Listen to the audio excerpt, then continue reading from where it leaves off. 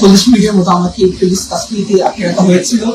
আমাকে খুবই বাজে আমার সাথে অ্যাপ্রোচ করা হয়েছে এবং তারা আমাকে জেলে দিতে চেয়েছিল। আই ডোন্ট নো আমি কি করেছি। আসসালামু আলাইকুম, আমি মাহদি হাসান, বাংলাদেশ। আমি দিল্লি এয়ারপোর্ট থেকে বলছি। আমার সাথে যেসব ঘটনা হয়েছে এটা আমি বাংলাদেশে এসে প্রেস কনফারেন্স করে হয়তো আমাকে বলতে হবে, বাট আমি জানি না আমার সাথে অনেকগুলো অকারেন্স হয়েছে। এখানে আমাকে প্রায় 40 মিনিটের মতো আমাকে পুলিশ কাস্টডিতে আটকে রাখা হয়েছিল। আমাকে খুবই বাজে আমার সাথে অ্যাপ্রোচ করা হয়েছে এবং তারা আমাকে জেলে দিতে চেয়েছিল। আই ডোন্ট নো আমি কি করেছি। এবং আমি বারবার বলেছিলাম যে if I do any kind of illegal work, আমার দেশের সাথে কন্ট্যাক্ট করেন, এম্বাসির সাথে কথা বলেন, আমার কান্ট্রি গভর্নমেন্টের সাথে কথা বলেন, বাট কেউ কিচ্ছু শুনে নাই। তারা আমার সাথে খুবই বাজে আচরণ করেছে।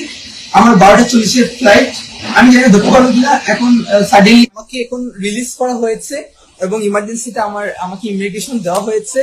আমার 12:40 ফ্লাইট। আমি বাংলাদেশের মানুষকে বলবো যারা আমার জন্য টেনশন করেছেন, থ্যাংক ইউ এভরিওয়ান।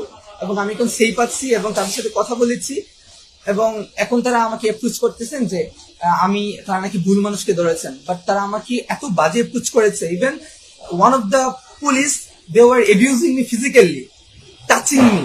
সো এগুলো আমি বাংলাদেশে এসে বলবো একজন ইন্টারন্যাশনাল প্যাসেঞ্জার কিভাবে করা উচিত কিনা।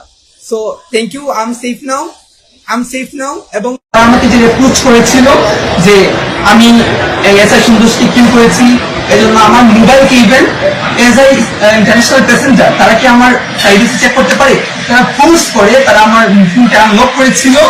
আনলক করে আমার ফোন তারা চেক করেছে। and I will take action after coming to my country, ইনশাআল্লাহ। এখন আমি দিল্লি এয়ারপোর্টে আছি, তারা ইমার্জেন্সি হচ্ছে, আমি জানি না কি হয়েছে। আমার দেশ আমাকে সহযোগিতা করেছে, আমাকে তারা ইমিগ্রেশন করেছে এবং বলেছে আমার জন্য ফ্লাইট ওয়েট করছে। তো আমি গেলে পর তারা কি করবে। তো থ্যাংক ইউ বাংলাদেশ। আমি এভিনদেরকে বলবো প্লিজ এটা কি টাউন করে যেন আমরা রাখি, কারণ আমি জানি না আমার সাথে কি হতে চলেছে। আমার 12:40 ফ্লাইট। আল্লাহ হাফেজ, বাংলাদেশে দেখা হবে।